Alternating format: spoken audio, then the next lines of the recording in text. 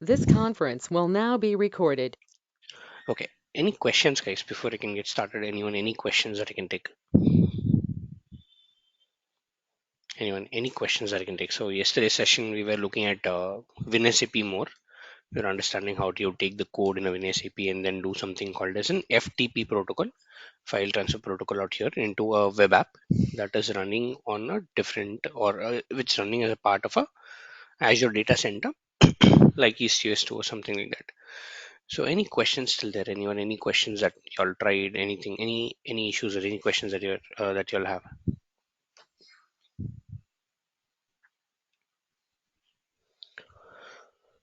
Okay, so let's get started then. Let me go into the diagram and let's see. Now, until now, what we're doing is that we are taking a simple HTML code, and what we're doing is that we are deploying this particular HTML code from our local laptop. So I, as a developer, I'm assuming that I am going ahead and developing all this code in my laptop, and I'm going ahead connecting to this particular app service over an FTP protocol model. So let me go ahead and put a new diagram. I'm connect I'm connecting to this particular app service using the FTP model, and I got my username and password by using the publish profile. So once I click on the publish profile, I'm getting the username, getting the password up there. So I'm taking that particular username and password, establishing a connection with this particular remote system, or establishing a connection with this particular app service, and just making sure that the code that I have here in my machine is just copied and dumped into the app service into a folder called www root. This is what I'm doing so far. Now, this is a very primitive system. FTP is something that is not being used a lot these days, but we still need to know how to do an FTP. That's the reason we went ahead and we said, what is FTP? We defined what is FTP, and we said, how do you deploy using FTP? The reason I'm telling FTP is not that efficient in today's world is because of the reason that developers are, or a lot of developers that you speak with, they're not really using HTMLs and CSS files. It has its own limitations. There's something called server side scripting that it doesn't support, which is a huge limitation out here that HTML or CSS has. So, what developers today are doing is that developers are using a piece of software called Visual Studio or Eclipse. All these softwares that I'm just talking about are called IDEs, Integrated Development Environment. Development environments like you have something called Visual Studio. Again, it's not the same Visual Studio that I'm talking about, which is VS Code. You have something called Visual Studio 2019, 2022. These are server editions. Then you have things like Eclipse,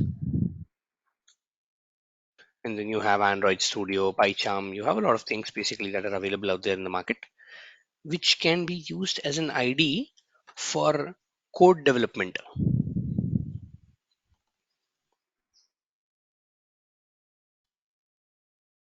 Code development out here. Like for example, I want to start writing a code in a .NET language, or I want to start writing a code in a Java language, because that has a better way in order to, let's say, go ahead and helps me firstly in code writing in a better way. Secondly, it also supports a lot of things like, I can have a backend database, I can have a couple of things out there or such, a lot of advantages that you get. So that's the reason when you start working in a company, right, you'll be start working with developers who are working on different stack languages like .NET, like Java and all these things. So in today's class, I'll try to cover out a couple of concepts from a developer's perspective on how things are done from a development end, and how can we help the developers, because as being a DevOps engineering team, we also need to help the developers and also the operations team. So we are a two-way bridge between those two, let's say, teams out there. So let's understand a couple of things from a developer's perspective. Let's understand a couple of things from the operations perspective, and let's see how it really goes out here. Now, in order to do that, The very first thing that I'll do is that I'll just download one of the IDEs called Visual Studio. So I'll download and I'll install, and I'll show you how to install it, and you can take a call whether to install or not. So let me go ahead, and I have a virtual machine today, Windows 10. I just created it for the demo. So I'll just open this out. Since my laptop already has everything that I need, I am going ahead into a virtual machine and installing the piece of software. So let me go ahead and let me start looking for Visual Studio.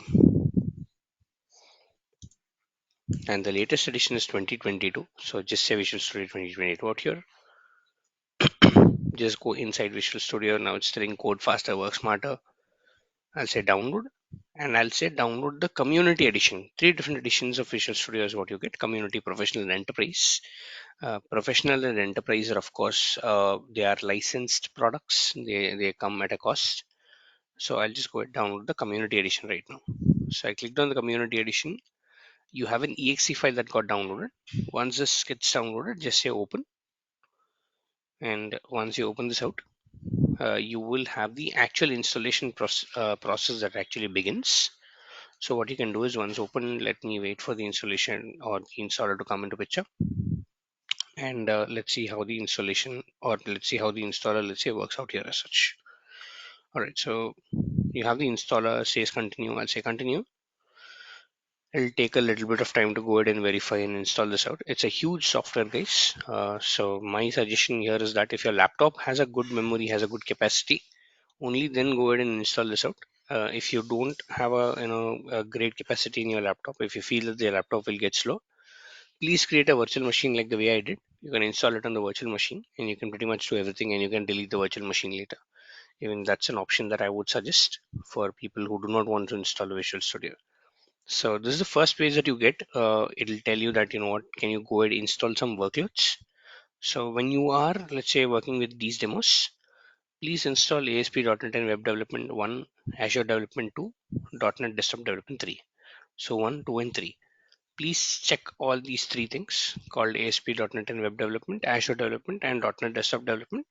This will help us to write a code, and this will help us to go ahead and, let's say, do our demos out here as such. And I'll just say install, and this is going to take some while. This is going to take some time. It'll at least take about half an hour to 45 minutes in order to go ahead and install all these pieces of software. It's a huge software, as I said. So let this get installed. Let it take some time to get installed out here. In the meanwhile, I'll come down to my system, and now this is what I have. Let's imagine that I already have the Visual Studio installed. I already have the Visual Studio installed out here. So I went into the website, installed, downloaded, and all these things out. And as in when I click on Visual Studio, I have Visual Studio Code. I also have Visual Studio 2022, and this is what I want to really look at. And as when I click this, it opens up telling Microsoft Visual Studio 2022 out here. And this is the first page that you will actually see, telling what do you want to do. Now, as a developer, I'll go and say, you know what, create myself a new project. I'll say create a new project out here, and it'll tell you, okay, fine, I'll help you create a project. But can you tell me which development language in which you want to develop this project in? Do you want to write it in Java? Or do you want to write it in, let's say, .NET? What exactly you want? What I'll do is, please select ASP.NET Core Web App. If you don't find this, just type in ASP, and you'll have some first thing called ASP.NET Core Web App. I want to develop an application that I can be using on top of, let's say, a web application that is running on Windows or running on, let's say, Azure. So I'll say click on this particular ASP.NET Core. I'll say next, and I'll give a name to the application. So I'll say this is my first .NET. I'll select a location where I want to save this in. So let's go back into our folder. I'll say this is first .NET, our first application. I'll select folder. I'll say next, and I'll take whatever is the default option here. I'm taking something called .NET Core 3.1. This is the language in which I'm developing this out. I'll say create, and it will take a minute or so to go ahead and start giving me the basic code. Like this is like your basic ARM template that you get, and on top of this, the developer goes ahead and adds a lot of functionality. Like as a developer, now if you see, this is all my code that I have. These are all the files of my code. These are all the files of my application. As a developer, I would like to go ahead and let's say add a lot of functionality to it. Depending upon the requirement, we go ahead add something known as controllers. We go ahead add something known as functionality. We go ahead and do a lot of things out here, and we start developing this code. So using this particular tool, the developer goes ahead, develops this one completely, says, okay, fine, this is how I need to develop. This is a functionality that I want to use and etc. But for our demo, what I'll do, I'll simply go ahead and make some small change. There is something called pages. I'll expand this. There is something called index.cshtml. And once I click on this, I have a very simple HTML file inside the .NET application. And it says home page and etc. I'll just delete this out and I'll put my own content. And I'll say something like this is .NET demo on Azure Web App. Some, some text out here so that to understand that this is my code. So I've changed this out and I have my code ready. So if I click on this particular file, so there are two files basically that I do have. One is called as a solution file and the other is called as a CS project file. The main important file out here is called .cs project file out here. This is something that you get when you develop .NET applications. Now when I click here and say open in, let's say, the path in the folder path, now I have all my code. I have all my code that is ready, that is sitting inside this particular, let's say, folder called my first .NET out here. So I have my code ready. So question can be that, you know what, the code is ready. It's all sitting inside this particular, let's say, folder. Just like yesterday we had HTML.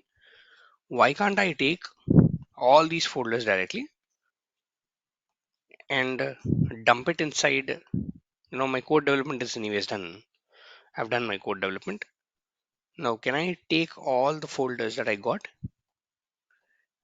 and dump it inside my web app using an FTP protocol, using a software like WinSCP?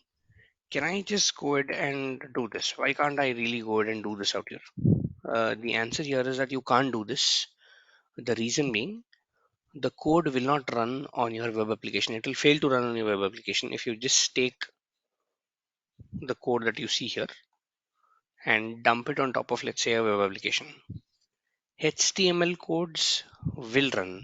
If you do that, HTML code will run because HTML internally is written in a language called XML, which is a serialization language. The meaning of serialization language, like XMLs and JSONs, is that the server on top of which you deploy this, meaning web app is nothing but a backend running virtual machine. Virtual machine is nothing but a operating system, right? So the server on top of which you're running this particular applications can directly understand this language. Server can understand this language.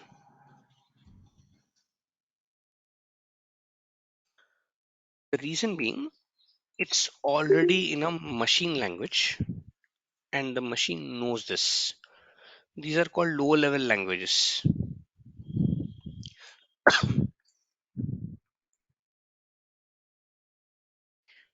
The issue with low level languages is that again it's really difficult for me as a human being to understand how it looks like and how to, let's say, remember the syntax and all these things out.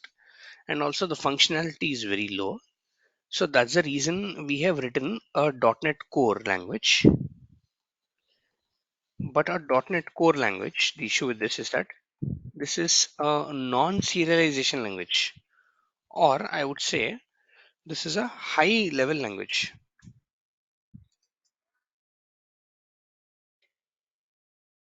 When I mean high level language, you and me as a user who's writing this code, we can understand this, but the server cannot understand this in this particular format, or in this particular format. The server will fail to understand it, or the web app will fail to understand this particular code.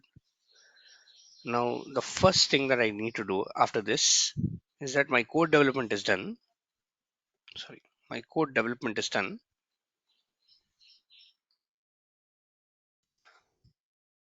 but the code is in a high level language. For the server to understand this, I need to convert my code from a high level language to a low level language.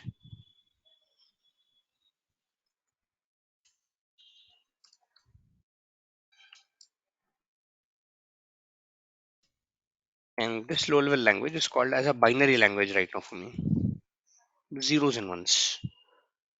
And then take the code and deploy it onto, let's say, the web app. So, writing the code in high level language, converting it into a low level language, taking it, then deploying it into the web app.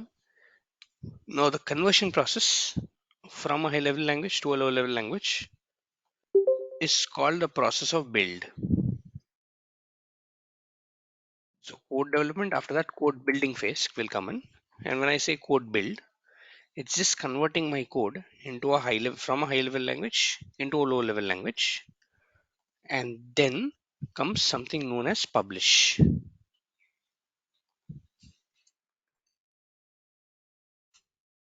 Publish is very simple. Once the code is built, you will have all the low level language files. Take that and deploy it on top of, let's say, a remote server. This is what needs to happen. And all these things that you look at my screen, on my screen, right? All these things that you actually look at my screen, which is the code development, which is the code build, which is the code publishing. All these things can be achieved by using Visual Studio. Reason we call this as an IDE, integrated development environment out here. Reason being, it will not only allow you to develop the code, it will also allow you to build the code. And when I say build the code, just imagine that from a high level language, you want to convert it into a low level language. That's what code build really means out here. And then publishing means that just taking the code that is built and throwing it on the app service, or deploying it on the app service out here. That's what a code publish means out here for us. Yes, any questions that I can take till here?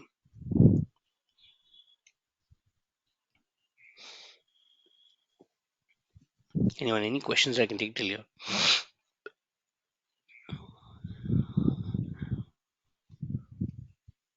Okay, so let's do one thing. Firstly, let me go back into my Azure portal, and I don't have an app service today. I haven't created one. So if I go into the app services, I don't really have an app service right now. So let me go ahead, provision an app service real quick. So I'll say create the app service.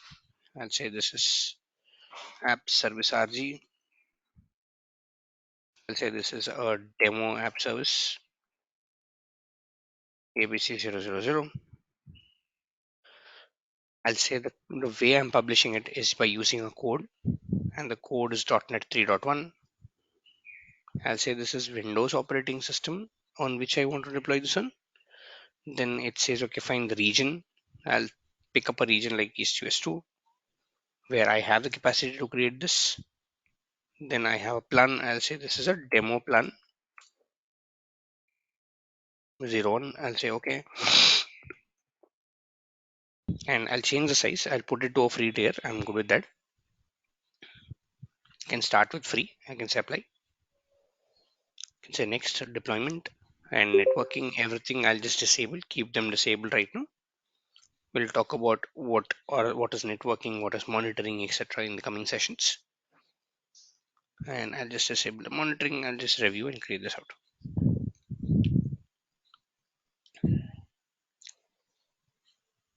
So now I've initialized the deployment. I am now going ahead and let's say creating my app service. Now I have the code in my local machine. I also have a platform right now on which my code can run.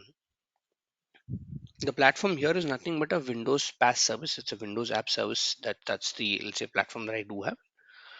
And I want to now take this code, build it, then publish it on top of this particular platform that I've created. So it'll take a minute to go ahead and let's say create this out. So let's give it a minute and let's see what is going to happen after that. Yes, any questions that I can take till here, guys? Is everyone able to follow what I'm let's say teaching? Anyone, any questions till here? Hi sir, good morning. Good morning, go ahead, please. Yes, so every time we selected region is East US, right? Mm-hmm. Every time we select region is from East US, right? Correct, correct. So why we take the particular region itself? Because I have the let's say capacity to only create in East US. So in your case, you might have it in East US or you can have it in North Central US. Depending upon where you have the quota to create it, you can go ahead and select that particular region. In my case, I only have let's say East US 2 as my region. So as a reason, I'm selecting the same thing out there. It can be any region, it shouldn't be a problem. So that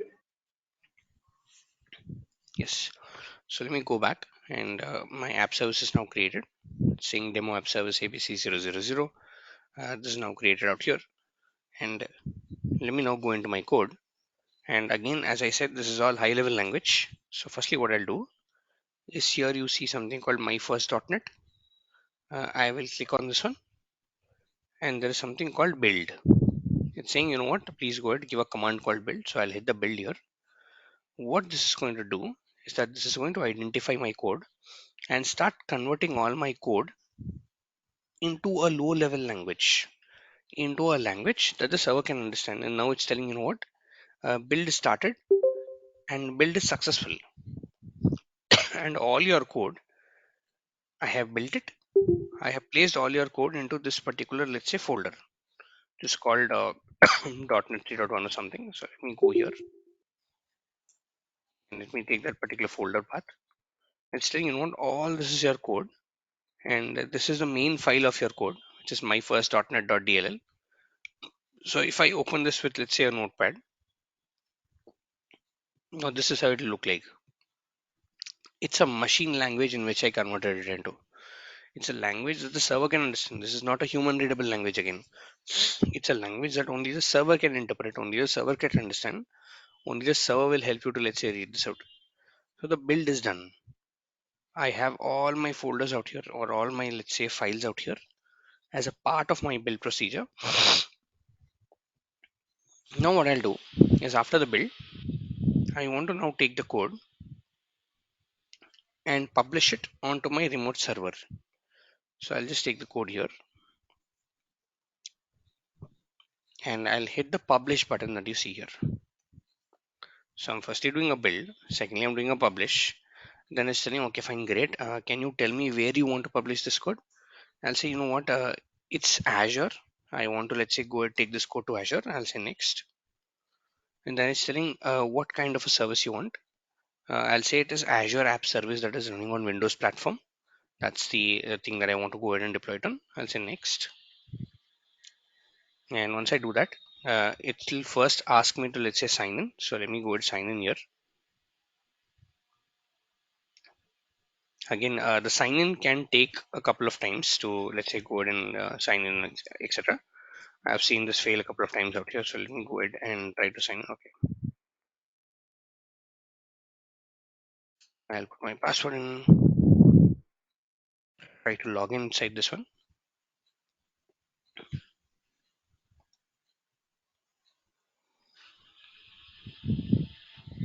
Okay. Re-enter the credentials. As you see, it will take some time to, let's say, go ahead and try to let me in. Okay, let me try once again.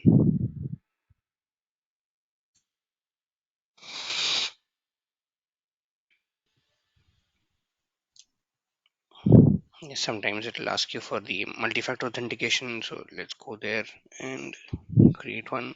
Let's see. I think I got the code on my mobile. Let's take the code.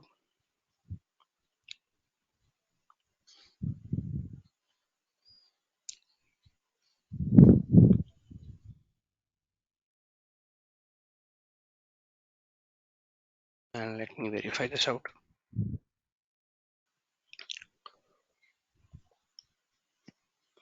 Yes, I think this is good enough right now. Let me do one thing. Let me retry the publish right now. So let me say publish again. Okay, see the publish. I'll say add publishing profile. I'll say target. The very first time that you do, it will ask you for, let's say, add your account, and let's say, give it, it'll take a couple of times to add your account, and then the multi-factor authentication will come in. After that, it's telling you what are all the subscriptions that I'm a part of. I am as such part of, let's say, two different subscriptions. I'll take the Visual Studio Enterprise, and here the resource group is shown in as a folder. If you go into the Azure portal, this is the resource group that I have, the app service RG. This is being displayed as a folder, and if I click on this one, it's telling, okay, fine, I'm able to see one particular app service. Is this your target app service? Is this where you want to, let's say, deploy all your code? I'll say yes, this is the target app service. This is where I want to deploy this out. I'll say finish. Now it's telling that, okay, fine, I'm creating a publishing profile and all that stuff. And once this is done, let me close this out and let me hit the publish button out here as such. Kalyan, do you have a question? Sorry, sir. Yeah. So I am now telling, okay, fine, publishing this out. And what this is now doing is that now it's checking whether my application is running fine or not. It's saying, okay, fine, it's trying to again build the application, and then it will try to deploy the application out here as such. So code development, code build, code publishing, all these three things are being achieved using one particular software. And this is, one of the favorite tools that developers use, especially when they are developing applications like a .NET application, or a .NET full framework, or a .NET core as such, or a C# application.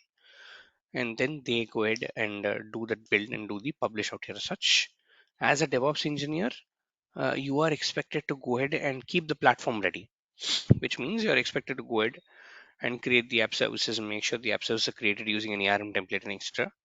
And finally, the code has been deployed, and this is how it will look like. It says my first .NET application, welcome screen, and then you have this is .NET demo and all these things out. Again, this is a bare basic application. I've just taken the entire code, deployed it out. As a developer, what I'll do, or what we will try to do, is that we go ahead and we add multiple functionality to this particular code. Like, let's say you have a button called login button, or you have a button called download button. So we add multiple buttons, we add multiple functionality to the code out here, which helps us to interact with different services. Like, let's say your web app is going ahead in the background interacting with SQL database, or it is interacting with a storage account in the background, and so on and so forth. So we do all these things, and we finally go ahead and deploy the code onto the app services out here that I have as such. Yes, any questions that I can take till here? Anyone, any questions that I can take till here?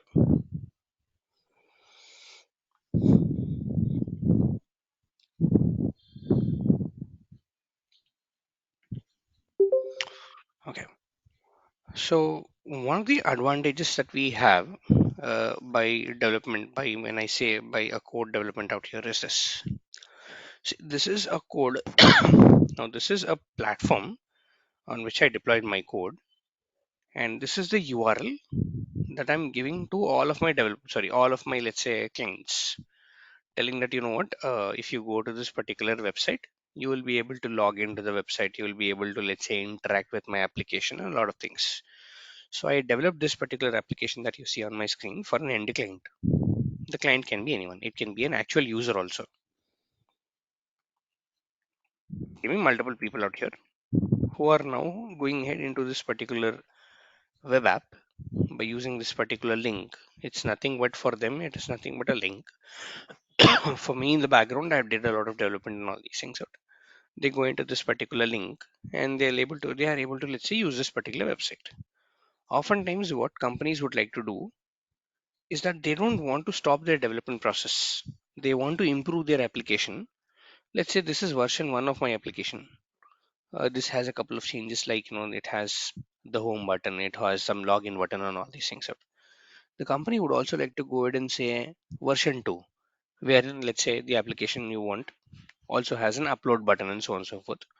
So the functionality of the application needs to be improvised over a period of time, and so the company will be doing multiple developments.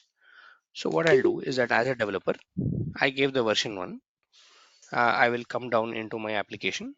I'll start working on my version 2, and again let me go ahead into the index.cs html file, and what I'll do is I'll simply put in something like version 2 out here. I'll say version 2. I mean, I'm not doing any different changes out here, but as a developer, it'll really take us a lot of time to go ahead and let's say convert this code into let's say version 2, add multiple things out here and so on and so forth. Let's say that the developer worked for a month going from version 1 into version 2, because there are so many functionalities the client is expecting. So once the version 2 is there, I again go ahead, do a build, firstly to convert all this code into low level language, then go ahead, do a publish. And inside publish, I already have this particular application, so I'll just click on publish button out here.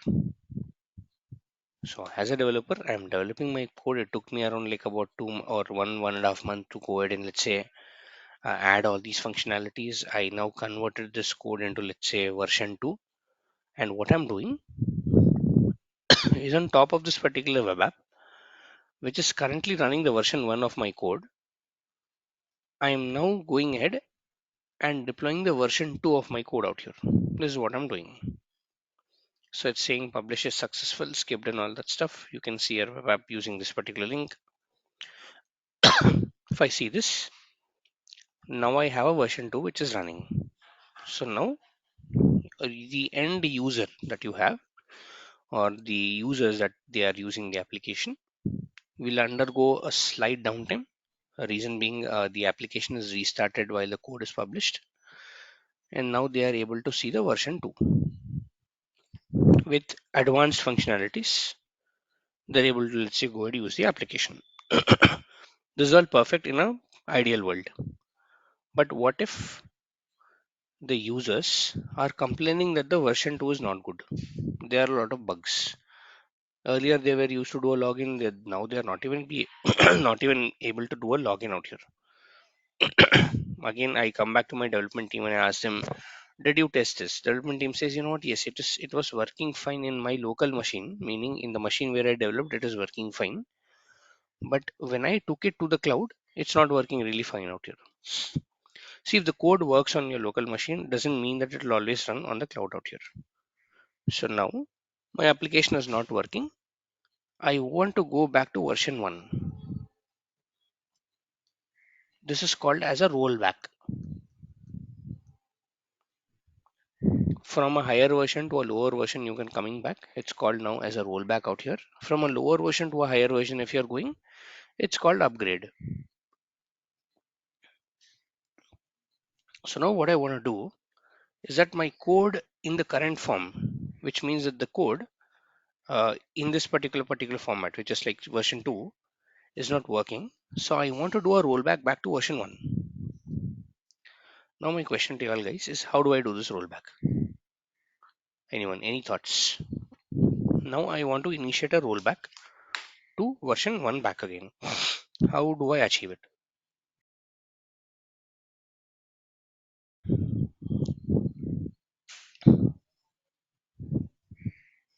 Guys, did you get my question?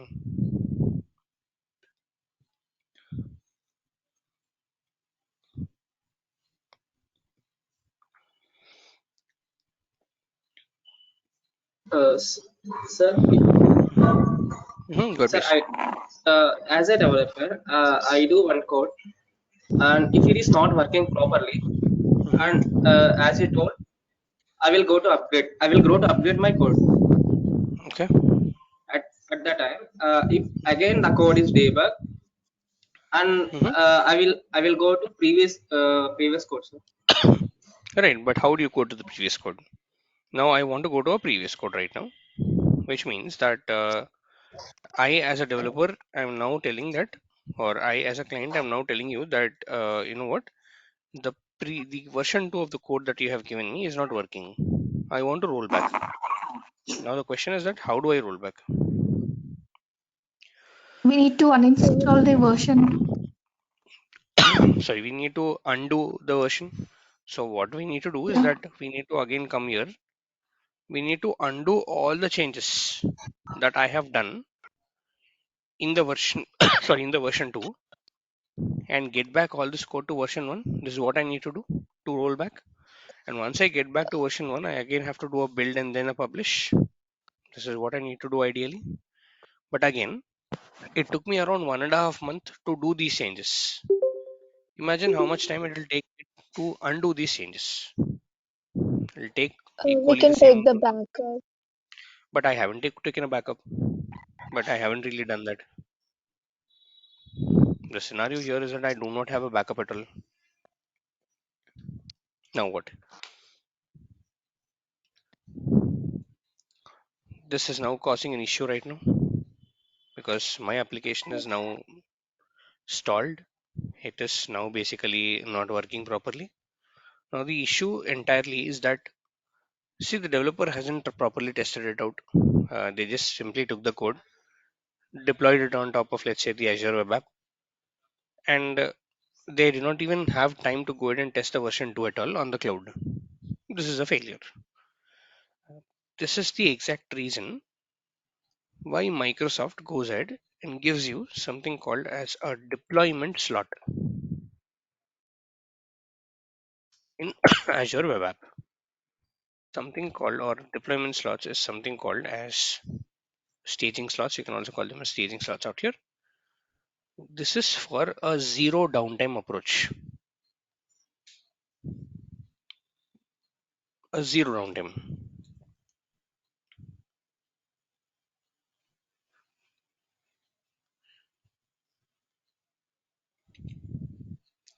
What do I mean by that is this. Firstly, let's go ahead, create something called as a deployment slot. So if I go into my app service, there is a concept under deployment called deployment slot. So called deployment slots out here. So if I click on the deployment slots, I should have the option to add the slot, but I don't have right now. Reason being, slots are only supported in a premium plan. It's not supported in a free plan out here. So I can say upgrade, click here,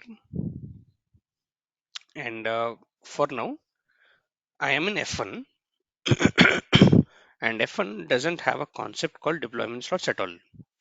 So what I can do is that I can go into production, and this is something that you can do even in your free trial subscriptions.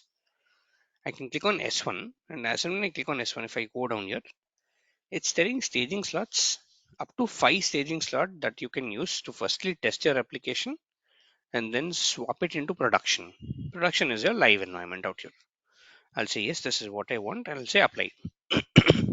I am scaling up my app service plan from F1 to a plan called S1 right now as such. This is called a scale up operation. It will take around a minute, not even a minute, less than a minute. And now let's refresh the screen. And now it's telling, you know what? You can go ahead, add a slot. I'll say as of now, I only have one particular slot called production. This is the main application that I have. I'll add one more thing called testing slot. I'll say testing, and as in add testing, right? This has its own URL. This is a separate application altogether, which is called which is called demo app service abc 000 hyphen testing, and I'll say add. So I'm now adding a slot inside my web app, or I'm adding a slot right now. What this does is that it creates another web app out here on the same plan, another web app called as a testing web app out here. So I have two things right now. I have my main slot, I have my testing slot. This main slot is also known as production slot out here. And instead of deploying my code onto production, I first want to deploy it on testing and see how my code works on the cloud. This is the intention. So now if you see this, it's saying slot is added successfully. And if I now go back into my resource group, which is app service RG. Now if you see, I have a plan. I have something called testing, which is an app service slot. Then I have my actual app service. I have three different things that got created right now. Now what I'm going to do is that go into my Visual Studio and again say, okay, fine, you know what, say publish, or click on this one and you can also say publish out here and click on new. I'll say Azure, same thing that I'll do, app service Windows. It's checking for all the app services right now.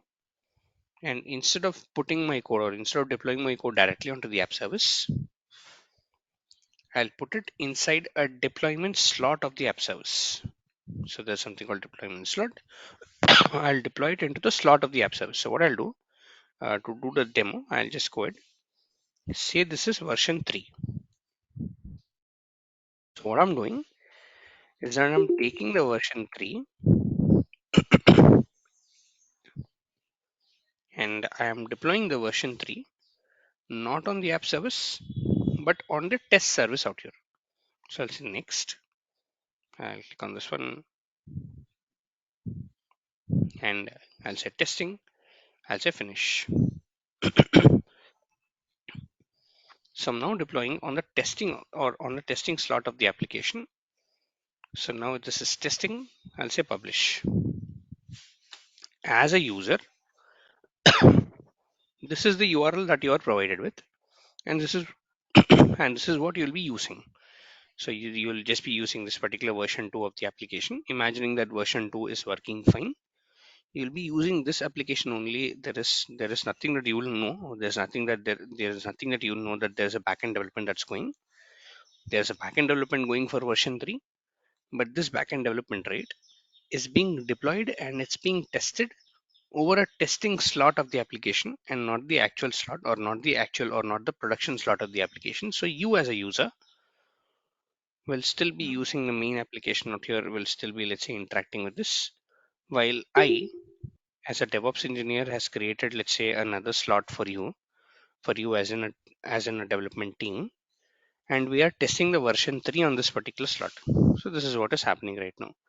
So it's telling this is in progress. It'll take a minute since this is a first time deployment. It'll take a minute, and once that's done, you will now get a link telling demo app service -testing.azure websites.net. This is not the production slot. This is a testing slot where version 3 is deployed, and now your code is on the cloud without having an impact to the user. The users are still using the same link, which is this one, and I have not disturbed it. It's still running here with version 2, and I as a developer, I can go to this link. I can test all the functionality, see if it is working, and once I feel that it is working, I'll just go into my app service and just go into something called deployment slots, and I will now say swap. When I do a swap, the code that is there in testing will come into production. The code that is there in production will come into testing, which means in production right now you have version 2. In testing you have version 3. So version 3 is, let's say, put into production. Version 2 is pulled into testing. So I'll hit the swap button out here. So this will now change the code. It will now change the code within the slots. Get the testing code into production. Get production code into testing, and then it's all good right now. Meaning now version 3 is coming to, let's say, production. Version 2 is coming to the testing slot out here. And this is how we make sure to test our application beforehand before we actually go ahead and deploy this out by using the concept called deployment slots. Again, this is the documentation for deployment slots. It's telling how do you add a slot, what happens during a slot. This is something that I want you all to go through on what is a zero downtime deployment, and this is one of the interview questions they normally ask: is how do you implement a zero downtime deployment? What do you know about deployment slots out here, and why is it really used for us such out there? Again, it will take a minute or so for the swap to complete, and until that minute, even these users are not disturbed. They're still, let's say, using their application, etc. And it says swap is successful. Now I'm going to my main application. I'll just refresh my screen. I have version 3. Coming to my slot, I'll refresh the screen. I will have the version 2 here. So after a minute, if you see, you have the version 2 here as such out there. So this is how I have upgraded my application without any downtime, without causing any restarts or without causing any downtime. And also this is a safer way to, let's say, go ahead and do your upgrades. Reason being, I want to test my code on the cloud before I actually go ahead and, let's say, deploy this out here as such. Yes, any questions still here, guys? Sir, can you explain what is web? Because I lost my connection. I I'm sorry, didn't can you come again, hear. please? Sir, Swap is I nothing but didn't get. yeah, swap is nothing but whatever code is there. Sorry, whatever code is there in your testing, you're pulling it into production, and whatever code is there in production, you're putting it into testing. So swap is nothing but you're swapping or you're swapping the code that is there from production, putting into testing, testing to production out here. This is a safer way to upgrade it out. That's what swap really means out here as such. Sir, we can use the code in both ways. Yes. Yes. Thank you. Yes. Any more questions here, guys? And now, if there is any issue in the version 3, again we can switch back to testing in Exactly. the production. Exactly. So you can again switch back. So your code version 2, right, or version 3, right, is there in production. Version 2 is there in testing. If you now want to go back to version 2, you don't have to ask the developer to undo their changes. You already have a backup on the cloud. You can again do a swap. It will pull version 3 into, let's say, testing, version 2 into production out here as such. It's an easier way to do a rollback also. A safer way and easier way to do a rollback. Mm. You don't need so much of time. You just need, let's say, about 2 or 3 minutes, and this is done.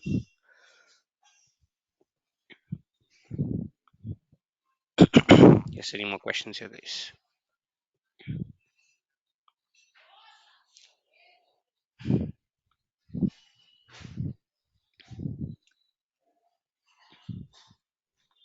Anyone, any questions I can take till you?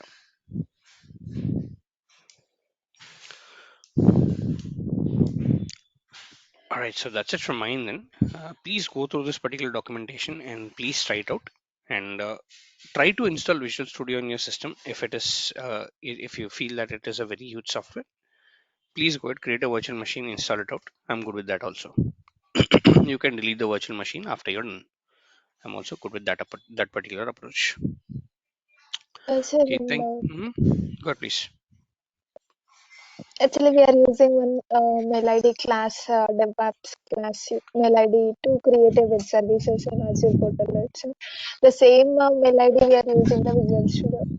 Correct. So, if in a team, multiple members are there, more than one team members are there.